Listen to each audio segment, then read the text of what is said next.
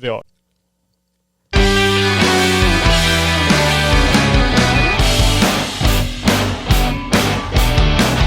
And welcome to the Unhinged Vibes Podcast with your host AJ, and I'm here with my good friend Coastal. Hello, Coastal. What is up, my boy AJ? It's Coastal, aka Coast Dynasty now on IG, aka Coast Malone, aka introducing the Coast Face Killer because no one can get illa. What is up, AJ? I like that. Honestly, that's probably the best intro I've had on this podcast. That was pretty dope. I gotta tell you, man, last week was so nice. I had to come back and do it twice. It was good. Let's do this after last Friday's games. Ooh! Oh, I'm excited to talk, baby. Dude, me too. There's a lot of stuff that we got to talk about today, but just a quick synopsis. We're going to be talking about our first ever Commander Box League night. We're going to be talking about some other stuff, what excited us the most, what kind of changes we want to make to our deck, and some cool future stuff that's going to be happening. But anyways, how you doing today, buddy? I'm doing good, man. I'm excited. Last week was really fun. That was my first time ever on a podcast. Like I had said, this has been a blast. Let's get back to it, man. All right, beautiful. I want to really pop in real quick just to mention something to you. I went onto your IG last week. Mm-hmm. Did you know that the quote that you have on your IG was actually the full quote was my yearbook quote? Oh, the year, the past, the present one? The past is history, the future is mystery. The full quote of that was actually my yearbook quote. Seriously? Yeah. Damn, I got that from Kung Fu Panda. Oh, really? Yeah, I was watching it, and like that one line from that movie kind of stuck with me the most out of everything in that movie. I'm like, and that kind of stayed with me ever since I watched it. And I saw it like conveniently on a bunch of like self-help stuff and like guru stuff. I'm like, wow, okay, cool. So I stuck with that. So do you know what the end of that quote is? No, actually. Okay, so the full quote is, the past is history, the future is a mystery. All that we have is right now. That's why it's called the present. Oh, I like that. Yeah. That's pretty cool. Actually, I never really knew that. Yeah, that's so really that's cool. the full quote. So when I saw that, I was like, oh, man. That's how I know our vibes. That's honestly, that was also one of the main slogan, I believe, for the first, I forget what it's called. There's this EDM in Germany, like this concert or this huge festival in Germany. And Tomorrowland, there we go. That was one of their slogans for the first year. Oh, really? And like it matched up perfectly with everything that was going on too. I was like, man, I'm seeing this slogan everywhere. This is awesome. So that's why I'm like, so you popped it on there, yeah? Yes, I popped it on there wild. because the music that I was listening to at that time, plus I was watching like a bunch of Kung Fu Panda and like just a bunch of like inspirational stuff. So yeah, man, I had no clue that there was more to that quote. Yeah, that's the end of that quote. And that was in your yearbook. That was my yearbook quote. That is awesome. Yeah. That's how I know our vibes. That's actually so cool. Are unhinged. Boom. Name of the podcast. Wait, hold on. Is this the right one? Yeah, there it is. There it is. I was hoping this is the right button. If it wasn't. Okay, wait. I'm just going to double check real quick. This is the laughing one, right? Oh, that's the applause. Okay, that's the applause.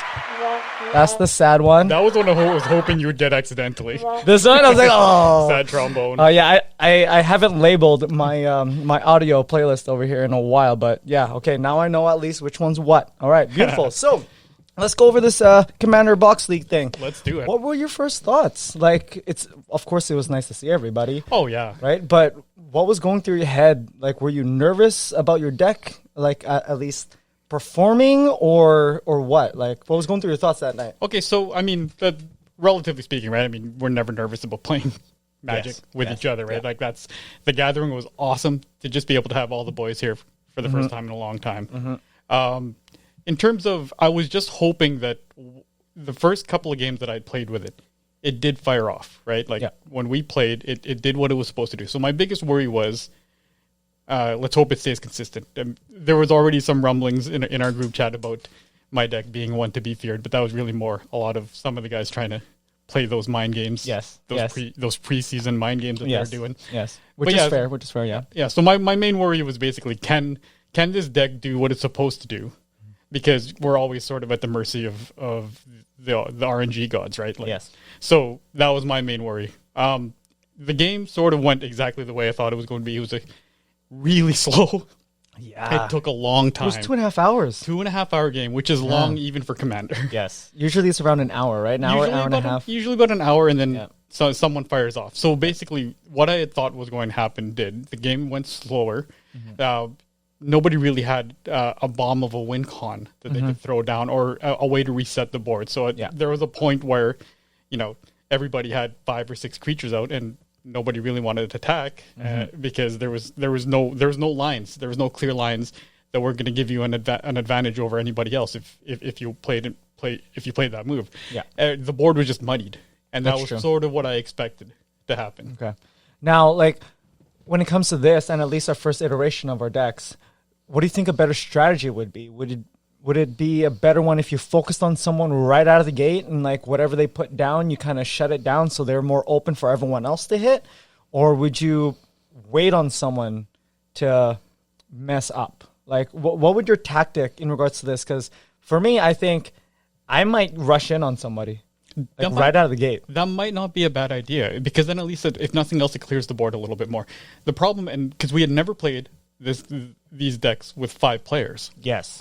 That was the big concern, is that, you want to swing at someone who's a little bit lower, right? A little bit weaker. And I'm glad you guys didn't, because that guy was me for a lot of the game, right? But when you swing away at that person, it sort of opens you up, right? Yes. Because then the crackback comes, and it might not come from the guy you're attacking. It might be coming from the other guy who's like, okay, well, this guy's threat 1, but I'm threat 2. So if I can get rid of him, I become the guy whose board is on top.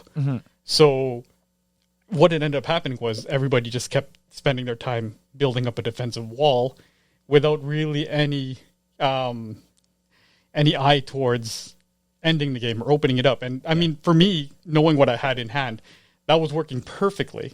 Yes. As we might allude to later on, little foreshadowing. And we definitely will.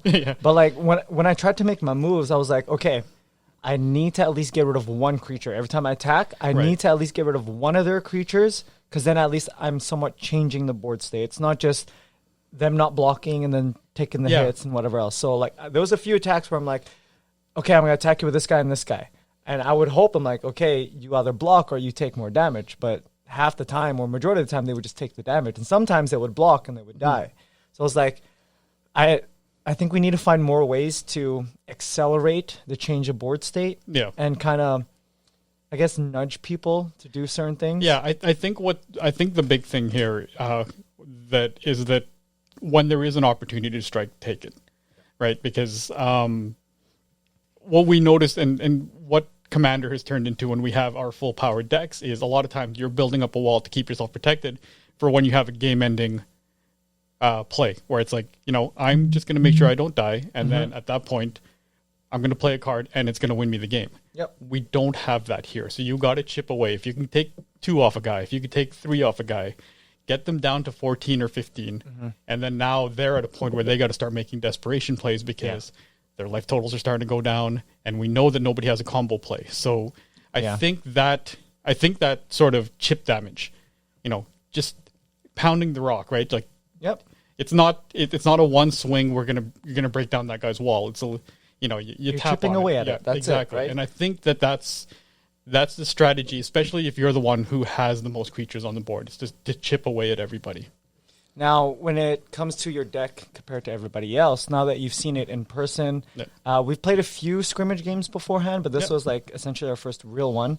How do you think your deck like matched up to everyone else? I always thought that my deck was going to be at least on par with everybody.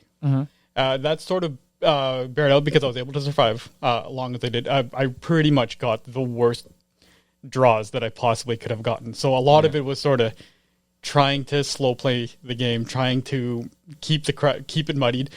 Start doing the Grimoire Worm Tongue thing where it's hey, he's starting to get a little dangerous over there. And we noticed that. We noticed that. There's a lot of diplomacy. Yes. Just trying to take the attention away from me because it wasn't the deck. My deck was not firing the way I would have liked to, and that is purely on card draw.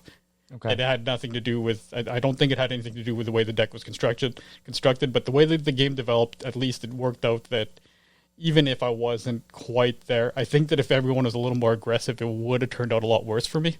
Okay. So I'm a little bit fortunate that way, and maybe something I shouldn't be saying on a podcast, but that's fully fair. Everybody else sort of being more concerned about their board state helped me. That's you actually act as a very good point, because I was very much concerned about my board state. I wanted to make sure that when I hit somebody, I had backup blockers, Yeah. right? Or when Rui would have his guy with flying, I'm like, okay, I need something that could reach or something with flying or something that could stop that threat. And Right. it essentially ended up being, okay, one person got flying. Okay, everyone needs flying, so they cast something with flying or reach. Yeah. And they would protect that person with flying or reach, so no one else could hit them with flying or reach. Yeah, and then it just led to a more muddy board Yes. because now all of a sudden you don't want to swing with your one flyer Mm-hmm. because it might on the crackback someone's coming back. The person either will block it Mm-hmm. or you're going to swing. It doesn't have vigilance, so somebody else with flying is going to come at you then.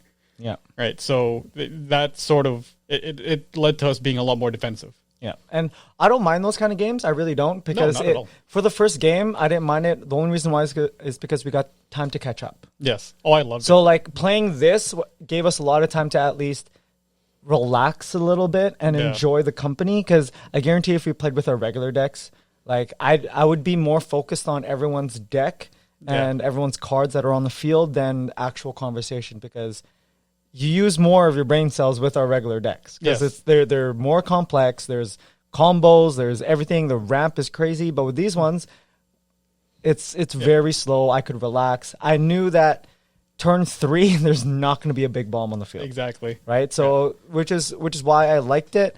I do think that when we get ramp, or if we get ramp, should be the real word I'm using.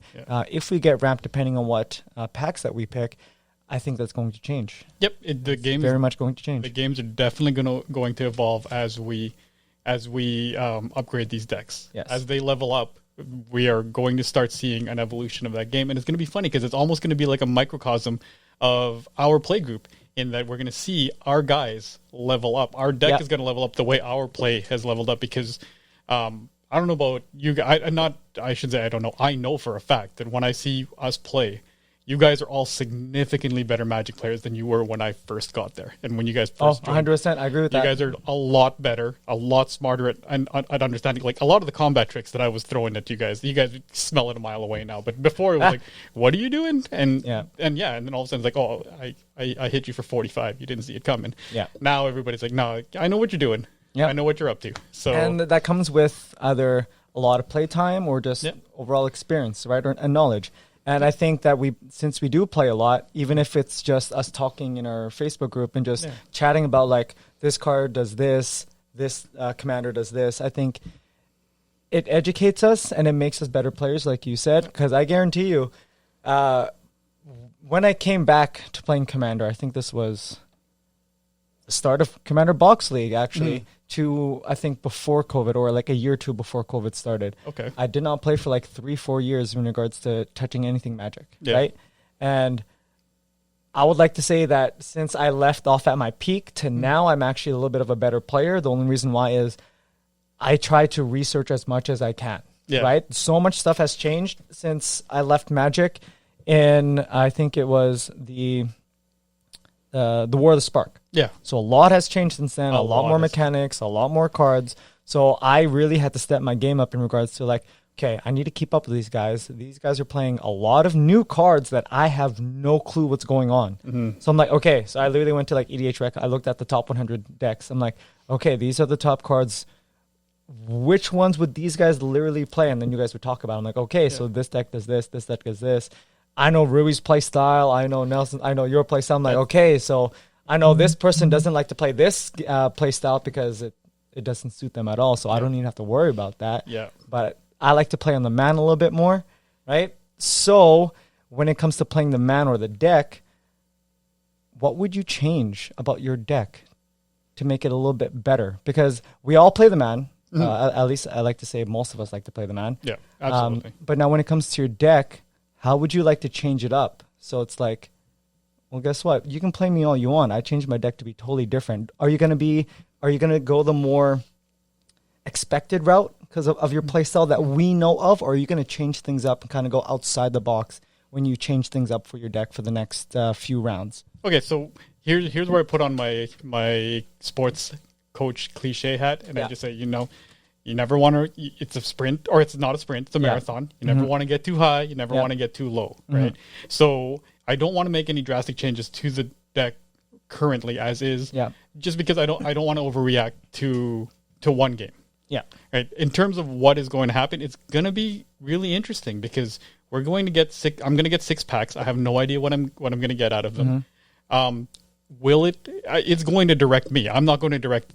The best part of this league is that I have zero control over what I'm going to put in that deck before I get those cards. Yes, which is a very nice thing about this league. So it's all going to be random, and then from there, then that will dictate to me: do I want to go in a direction that they're going to expect me to, or do I want to go in a direction where you're not going to see it coming? Yeah. The thing I know there's a couple of guys in our play group who like doing that. Yeah. The reason I tend to avoid doing stuff like that is it's going to hit and it's going to be a bomb for one game.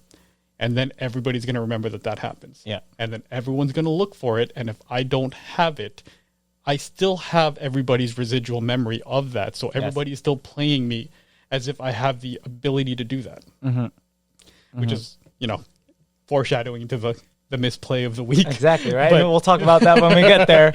But no, you're 100% right, because if you set yourself with a certain reputation, that reputation is always going to be there. It doesn't matter if it's 2 games down the line or 30, 40, 50 games down the line, that reputation with that deck is still going to be there. Yep. Right? So I think the fact that for you it's either or, it literally just whatever the heart of the cards are. Exactly. Right?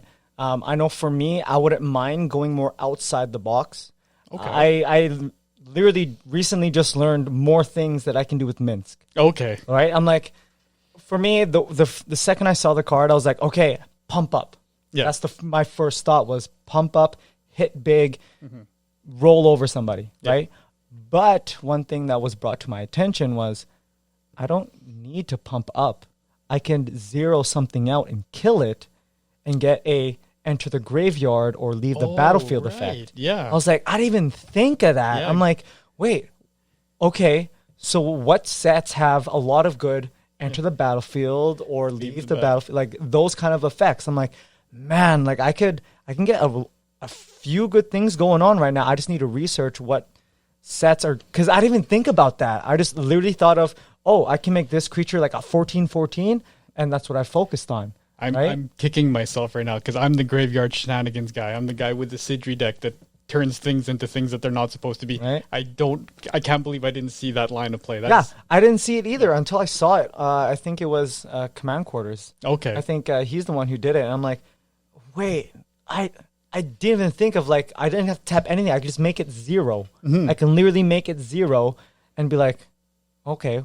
Or if there's a way for me to get things from other people and make their creatures 0, that's sweet. It. I can. They're done. There's another way for me to get things, eliminate them off the board, and then get rid of them. Keep it until end of turn. Use Minx to turn it into a 0/0. Right. Problem solved. Right. It's a problem solver. I had to think outside the box. I literally just looked at for what the card was and what I was used to, which was pump up, hit big. That is very sneaky. Right. Because I don't play a lot of black. Okay. Yeah. And that proved to me that I did not play a lot of black, because I was like, the graveyard is, just because it's in the graveyard does not mean it's out of the game. Yeah. Right. Even in exile does not necessarily mean it's out of the game. No.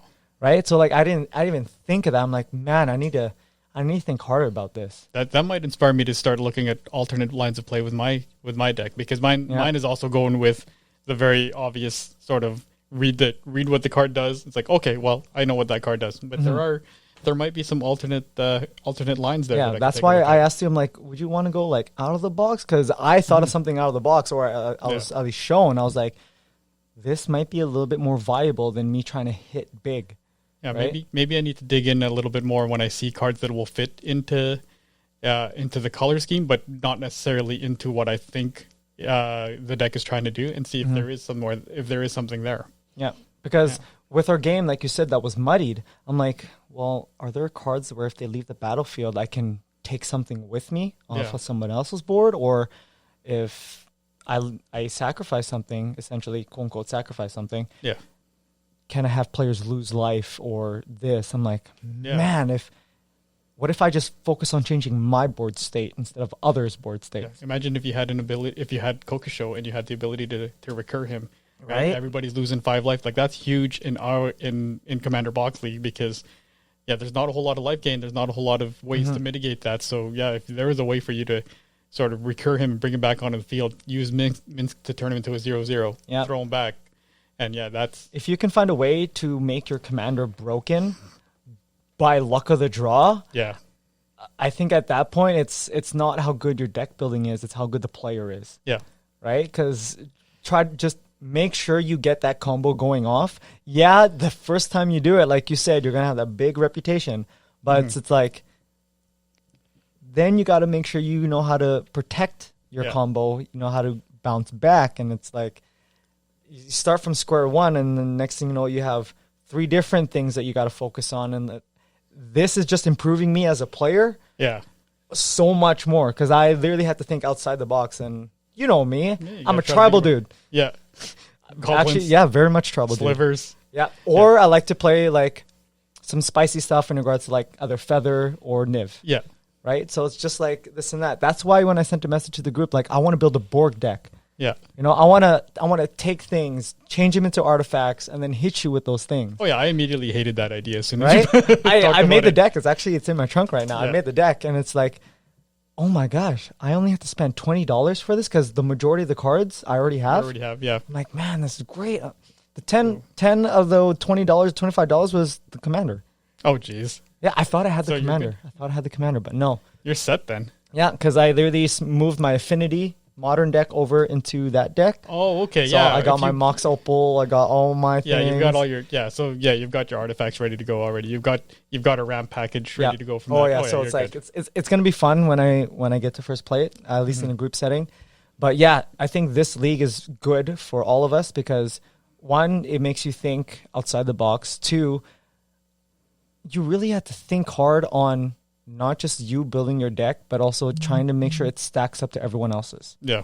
And I think out of the threat level, I think you and Rui are number 1 in regards to not just playing the man, but taking that out of the equation, just the efficiency and the, I guess, how well the deck works together. Yeah, Rui's deck game is advertised. Like I said, I had never seen it on spell table. Valky is really strong, and then you throw Tergrid in there, and it's just... It was definitely something that was going to be a force to be reckoned with. And then when he put it on the board and it was going off, it did exactly what I thought it was going to do. It's absolutely 100% a primary threat out there. The one positive thing that you're hoping for is that because the other guy who's the threat is Nelson with Feather. Oh, yeah. Right. So that was part of what I was hoping for, is that as I was sort of dirtling because I was having trouble with, pulling the cards that I needed, they saw each other as the primary threat. So they sort of mitigated each other and kept each other in check long enough for, the rest of us to sort of develop our board. Yes, it's very nice because you just sit back a little bit and I just listened to the shit talk. Yeah. It was the best. That was so good. One thing I missed the most was, like you said, was the gathering part, but it was the salty gathering part because on Spell Table, you don't see people's reactions when you do certain things or when you talk back to them or whatever else, because you just see their board state.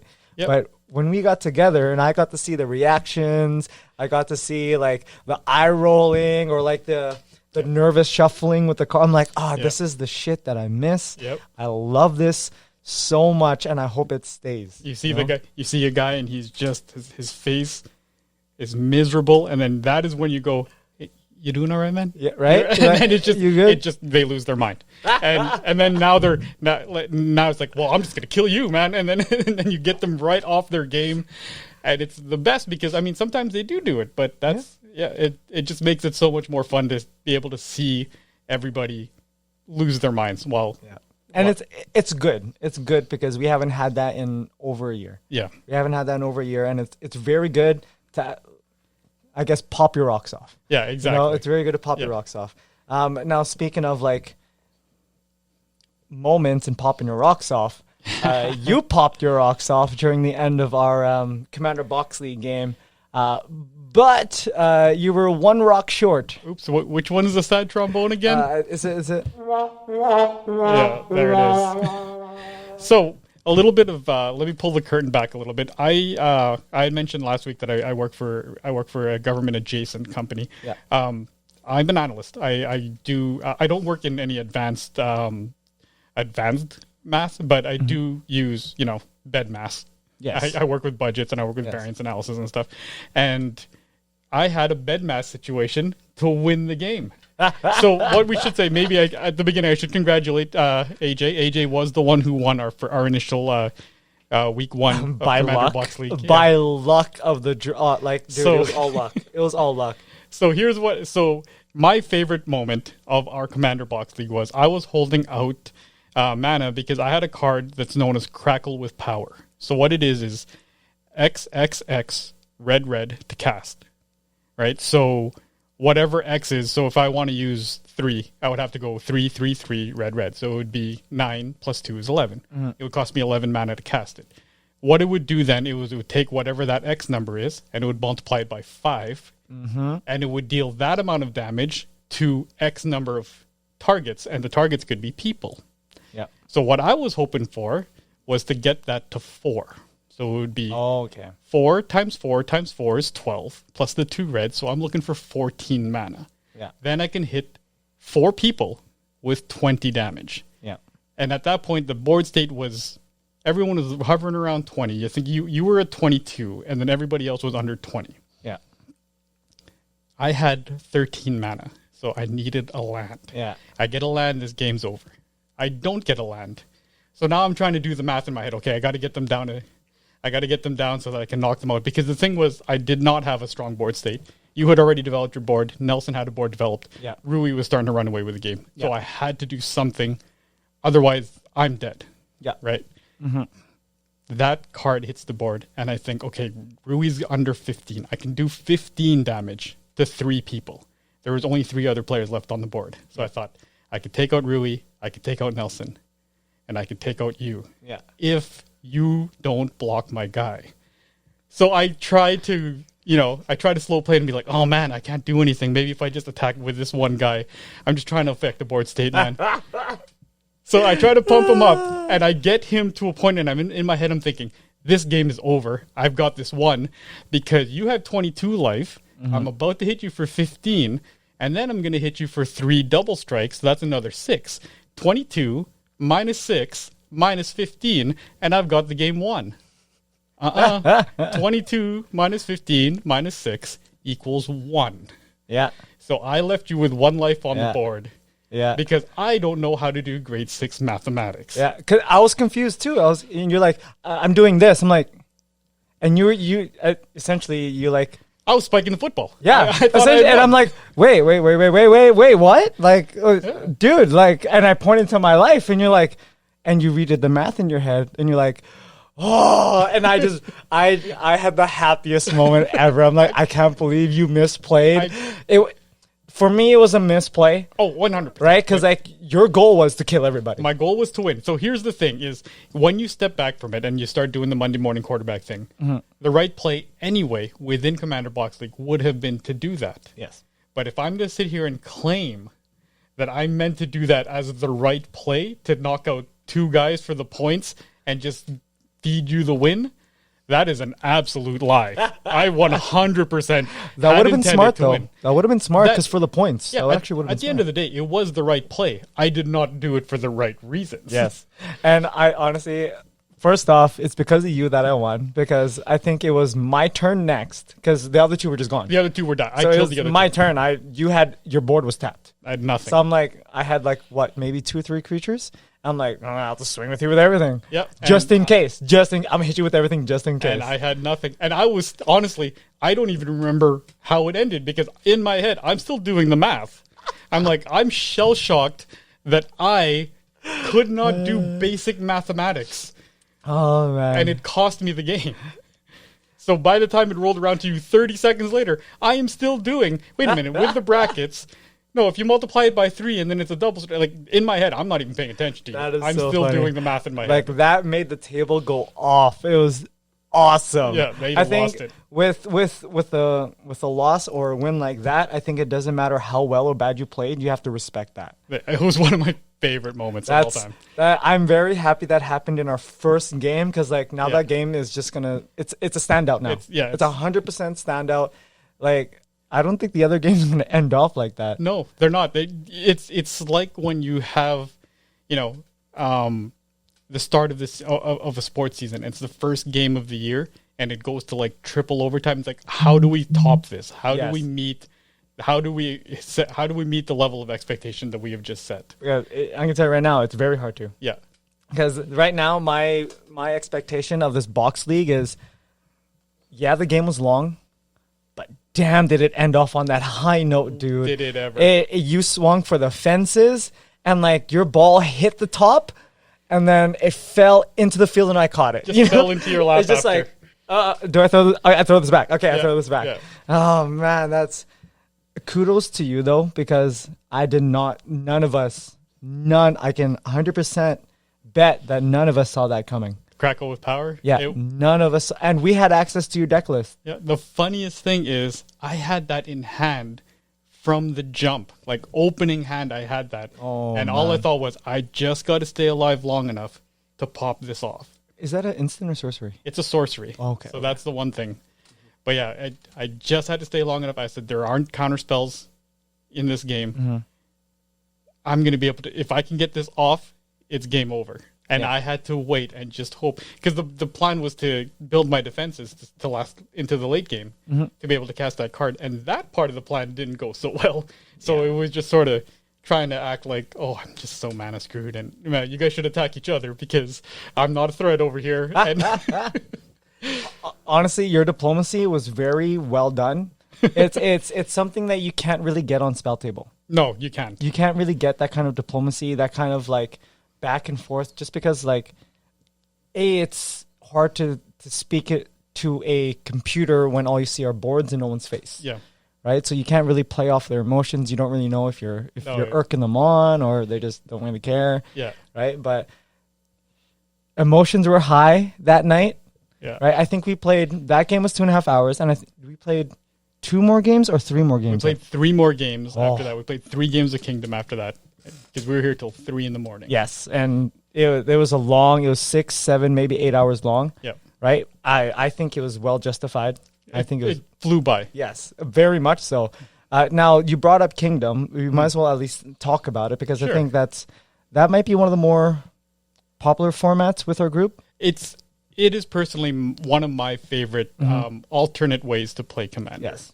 It's good when you have a big group of people. Let's just say that, right? So it's not necessarily, usually with a round table of a Commander, the second someone plays or you see a certain deck, you kind of go for the person, you go for that deck. It forces you to go away. Yeah. Like you have to go a certain way or a certain route, and then you have to try your best at doing that. Yeah, well, and the thing is, in a typical game of Commander, we're looking at everybody who's there. It's a free-for-all, right? Yes. The object of the game is to eliminate all of your opponents, right?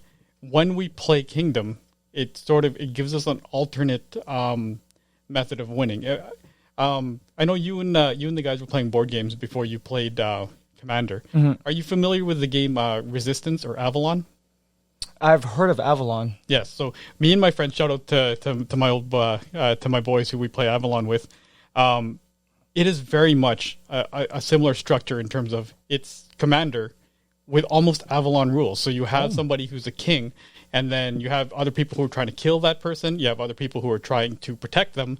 And then after that, what happens is as the game develops, your actions reveal to the others what your end state goal is. And that's what I love about this game. That's what I love about Kingdom is it's not about doing 120 points of damage. It's about, either if you're the king surviving, or if you're someone else taking down down off with his head. And that's one of my favorite things that we play with Magic, because it isn't about killing everybody else. No, it's essentially what I like to say is to people who don't know what Kingdom is, it's threat assessment on a stick. Yes. Like you need to, be able to read people like crazy, because there's going to be a lot of bullshit coming your way in regards to diplomacy, right? There's going to be a lot of bullshit coming your way, but also you got to be able to do good good threat assessment in regards to the board state. Yeah. How are people playing their board? Yeah. So let's say you're playing, let's say I'm playing Slivers, and you know for a fact that Slivers is very aggressive. The second I'm able to go wide, I go wide. You're going to overwhelm. But I don't go wide and I'm holding them back. That's not a typical sliver play. So what is he? What's the deal? Right? So like, so you got to ask questions and be like, okay, this guy's not playing how he usually plays his deck. What's going on? He's not attacking the king. Yep. Is he either the back. queen? Is he the knight? Right? So it's like, there's a certain additional level of confusion, and I'll absolutely love it. I absolutely love it. Now, let's actually explain Kingdom, since we've talked about it. We haven't even explained it. Yep. So in Kingdom, it doesn't matter how many people you have, but essentially there's always going to be a king, which starts off with 50 life. There's going to be a knight so essentially the knight protects the king. Yes. So if the king wins, the knight wins. Yep. Right? There's a queen. The queen's main goal is to usurp the king. So the queen has to actually kill the king. Bring the king to 0. Yep. When the king goes to 0, the queen goes up to 50 life. It doesn't matter where she's at. Yep. Right? Where he or she is at. Yep. And then the king goes down to 1 life. Yes. And then the knight now has to protect the new king. Yep. And then if you have more than that, you can have 1 assassin, which the assassin, I believe, has to kill the king and only the king. The assassin has to kill everybody. Assassin has to kill everyone. The bandits, usually there's king. multiple bandits, there's only 1 assassin. The bandits have to kill just the king. Just the king. So we should preface that by saying that at the start of the game, we'll have roll card, whatever we use as a roll card to randomly get what our role is. And the only person whose role is revealed is the king. Yes. So at the start of the game, the king reveals themselves, and then everybody else is a question mark. Yes. And it's essentially, it's like a murder mystery. Yes. It's a murder mystery while playing Commander. It's the most board gamey variant that we play, and which is it's why playing a board game within a board game. Yeah, it's a board game with our Commander decks, which is why I love. That's what I love so much about it. Is it heightens. Commander itself is already a social format. Yes, and it heightens that social aspect, which is really my favorite part of Commander. Which is why I prefer Commander over any of the 60 card variants, because it is something where we all play together. It's a multiplayer game versus one-on-one. Yeah. Now, one thing I do like that you brought up that night was a certain rule change in regards to being the king, right? Where if you're the king and you play your commander, you get the monarch aspect. I think that makes sense. I mean, 100% makes sense. Even just for flavor-wise, like one of the things is I introduced Queen Marchesa as a deck of mine only because I wanted to bring in the monarch, mechanic. Yeah, there we go. Yeah, so I wanted to bring in the monarch mechanic. Just for anybody who isn't familiar. So what happens with monarch is when you become the monarch, at the end step, you can draw a card, which gives you a little bit more card advantage. But the thing is that somebody else, if they do damage to you, they can become the monarch. Yep. And so then they get the benefits of being able to draw that card at the end of the turn. So what it does is it does speed up the game so much because it does give you a reason to attack now. Yeah. If nothing else, it chips everybody's damage away, so nobody's just building up walls and not wanting to attack. Now it incentivizes people to be a little more aggressive because then there is an immediate payoff for it. Yep. Also, how you guys played it as well was, if you hit me, you can be monarch, you draw, and then I hit you back, and I be monarch, and I draw. So there was the play of like, let's be monarch, so let's just trade it back and forth so we can both draw if you think you have the knight on your side. Yes, exactly. Right? Exactly. So I like that because it adds a little bit more of a complex factor to it, because if you make the right judgment and you're trading the monarch back and forth, sweet. Essentially, you are boosting your side of the board like crazy, because essentially in the beginning, it's one versus the whole table. If you're the monarch, it's you versus everybody until you see the lines start to get drawn. So, which is why the second you cast your commander, you get to excel your board a little bit at a faster rate, even though you already have 50 health and you have 10 more than everyone else. But I think that card draw is more beneficial. I think it's a generally accepted rule is that for the most part, if you've drawn the most cards, you more often than not will tend to win, because as good as your deck can be, you can't cast those spells if you don't have them. Yep.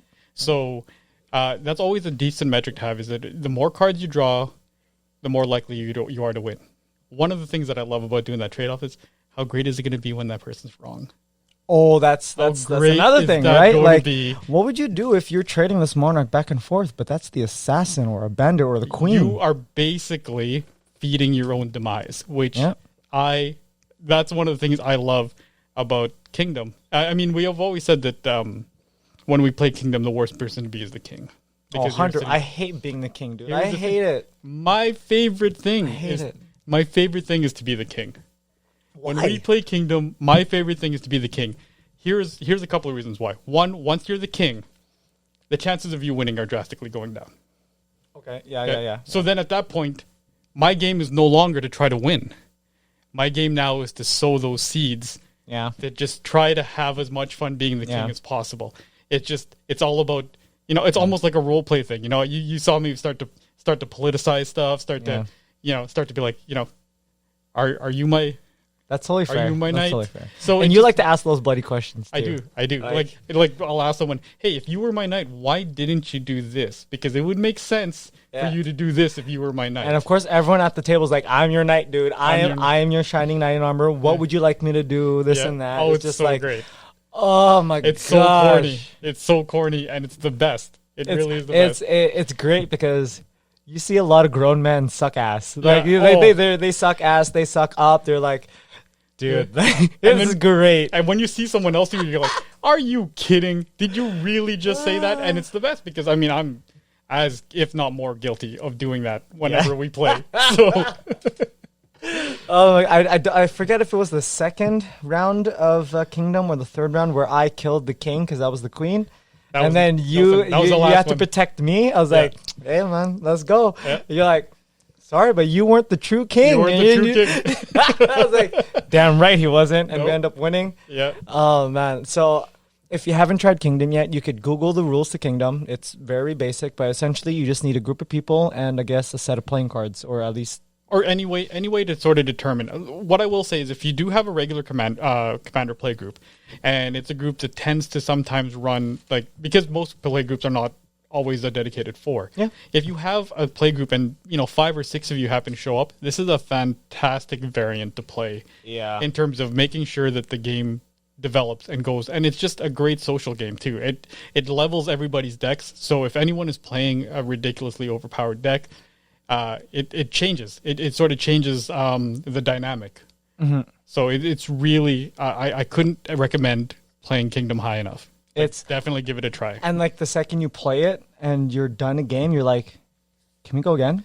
Oh yeah. Okay, who's gonna be king now? Because it's all a mystery, and it's oh man, the stories we can tell you from all the Kingdom games.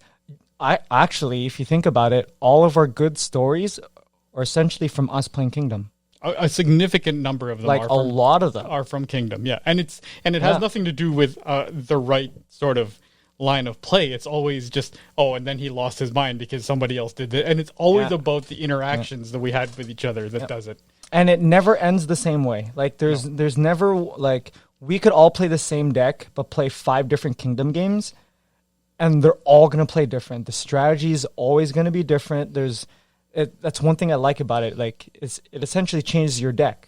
It's not a go wide goblin deck anymore. It's a go wide, build a wall, protect your king, or it's sneaking in a goblin every once in a while and baiting or whatever else. So it changes the dynamic of your deck to now you actually got to play different. Yeah.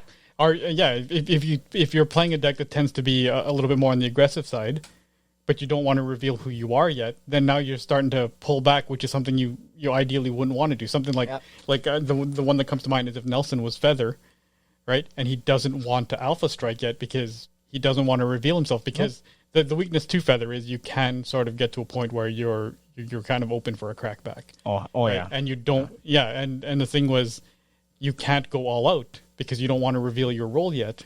So it does force you to sort of play your game differently. Mm-hmm. And it doesn't matter if you're experienced in Commander or if you're new at Commander. I think this would be a lot more fun if you were new at Commander, because you essentially play the man more. Yeah, absolutely. You play the man more than you do focusing on the board state. Yeah, the board state is very important, but I think with Kingdom, you literally have to be able to smooth talk your way into and out of situations. Exactly. You have to be able to sort of sell someone on what you need to be able to sell your position. Yes. Right. Because the thing too is the funniest part is there are a lot of times where I'm trying 100% to be honest with someone and they're like, I don't believe you. It's like, man, you are hurting yourself by not believing me. It's like, yeah, well, you lie all the time. It's like, okay, that's fair. That's fair. Yeah, that's good. I guess I get why you're not believing me, but this time, believe me. And that only makes you sound even more guilty when But then again, when 3 other guys at the table do the exact, this time I am your, I'm like, oh my gosh, you guys. Yeah. Honestly, no matter what, we recommend it highly. Absolutely. We recommend it highly. Even if you don't try out Kingdom, you should. Yes. 100% should. 100% should. Because that enhances the gathering part of the Magic the Gathering. Absolutely, it right? does. So you try it out. I guarantee you will like it. I don't think I'll ever meet anyone who does not like Kingdom. I would find it hard to find a justification for why you wouldn't even want to play Kingdom. Like, if I asked someone, hey, did you guys try Kingdom? And then they said, yeah, and I didn't like it.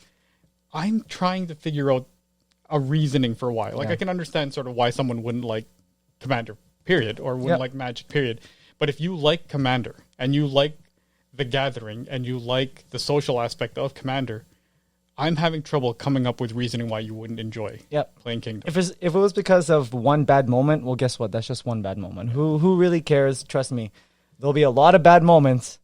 Coastal had one in her first Commander Box League, but you know what? That one bad moment ended up being a legendary Hall of Fame moment in my eyes. Bed mass, kids. Bed mass. Yes. It's important. Very much so. A lot of people forget it when they leave school and they don't touch it. So make sure you research what bed mass is if you don't know what bed mass is. And if you don't know what bed mass is, there's an issue. September, get back to school. Exactly. Now, on that note, Coastal, where can people find you? You can find me now at Coast Dynasty on IG. That's COASTDY Nasty. Coast Dynasty on IG. I'm just doing a little bit of nerdy stuff. Always doing some daily vibes. Come out, check me out, and join in on the fun.